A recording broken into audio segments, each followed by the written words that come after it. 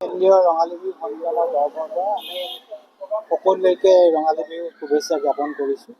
আজি গোলাঘাট কেন্দ্ৰীয় ৰঙালী বিহু সন্মিলনৰ তৰফৰ পৰা এই সংবাদ মেলখন আয়োজন কৰা হৈছে। আমাৰ ৬৫ সংখ্যক গোলাঘাট কেন্দ্ৰীয় ৰঙালী বিহু সন্মিলনৰ কাৰ্যসূচী সম্পৰ্কতে অৱগত কৰিবৰ কাৰণে অহা ২৮, ২৯ আৰু ৩০ এপ্ৰিল তাৰিখে ৬৫ সংখ্যক গোলাঘাট কেন্দ্ৰীয় ৰঙালী বিহু সন্মিলন অনুষ্ঠিত হ'ব আৰু তিনিদিনীয়াকৈ পূৰ্বৰ দৰেই বৰ্ণাঢ্য কাৰ্যসূচীয়ে এই অনুষ্ঠান আয়োজন কৰা হৈছে। সদৌ অসম ভিত্তিক বৰবিহুৱতী প্ৰতিযোগিতাৰ পৰা আৰম্ভ কৰি হুঁচৰি প্ৰতিযোগিতালৈ প্ৰথম দিনাই বৰ্ণাঢ্য সাংস্কৃতিক শোভাযাত্ৰাৰ আয়োজন কৰা হৈছে আৰু এই শোভাযাত্ৰা উদ্বোধন কৰিব সদৌ অসম ছাত্ৰ সন্থাৰ সন্মানীয় সম্পাদক সমীৰণ ফুকনে। বিভিন্ন কাৰ্যসূচীৰ লগতে শেষৰ দিনা সাংস্কৃতিক অনুষ্ঠানো আয়োজন কৰা হৈছে।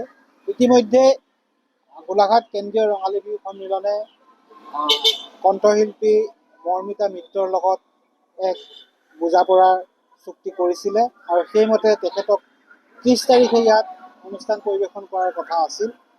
আমি শেহতীয়া পৰিস্থিতিৰ প্ৰতি লক্ষ্য ৰাখি বিশেষকৈ আমাৰ সকলোৰে বুকুৰ আপোন অসমীয়াৰ সাৰ্থক জুবিন গাৰ্গৰ কিছুসংখ্যক গান তেওঁ অলপ বিকৃতভাৱে পৰিৱেশন কৰাৰ পৰিপ্ৰেক্ষিতত আজি গোলাঘাট কেন্দ্ৰীয় ৰঙালী বিহু সন্মিলনৰ কৰ্ণধাৰ সমিতিৰ এখন সভা আমাৰ অনুষ্ঠিত হয় আৰু সেই সভাত আমি সিদ্ধান্ত গ্ৰহণ কৰোঁ যে আমি আগন্তুক ৬৫ সংখ্যক গোলাঘাট কেন্দ্ৰীয় ৰঙালী বিহু সন্মিলনৰ যি সাংস্কৃতিক অনুষ্ঠান, সেই সাংস্কৃতিক অনুষ্ঠানলৈ বিশিষ্ট শিল্পী হিচাপে নিমন্ত্ৰণ কৰা মৰ্মিতা মিত্ৰক আমি বাতিল কৰিছোঁ আৰু তাৰ সলনি আমি এইবাৰ দীপান্বিতা ডেকা আৰু অসমৰ জনপ্ৰিয় কণ্ঠশিল্পী তথা গোলাঘাটৰ আমাৰ ল'ৰা, গোলাঘাটৰ সন্তান আচুৰ্য বৰপাত্ৰৰ গীতৰ শৰাই সেইদিনা থাকিব।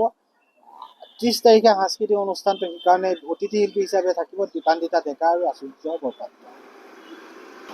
সেইখিনি আমাৰ ভিতৰুৱা কথা আৰু সেইখিনি মই ৰাজহুৱা কৰিব নিবিচাৰোঁ। মই আচলতে কি হৈছে, গোলাঘাটৰ কিছুসংখ্যক নৱপ্ৰজন্মৰ যুৱক যুৱতীয়ে মৰ্মিতা মিত্ৰক বিচাৰিছিল আৰু সেইমতে আমি তেওঁলোকৰ যিটো ফিলিংছ, সেই ফিলিংছটো অনুকৰণ কৰি আমি নিমন্ত্ৰণ কৰিছিলোঁ, লগতে দীপান্বিতা ডেকাক নিমন্ত্ৰণ কৰিছিলোঁ।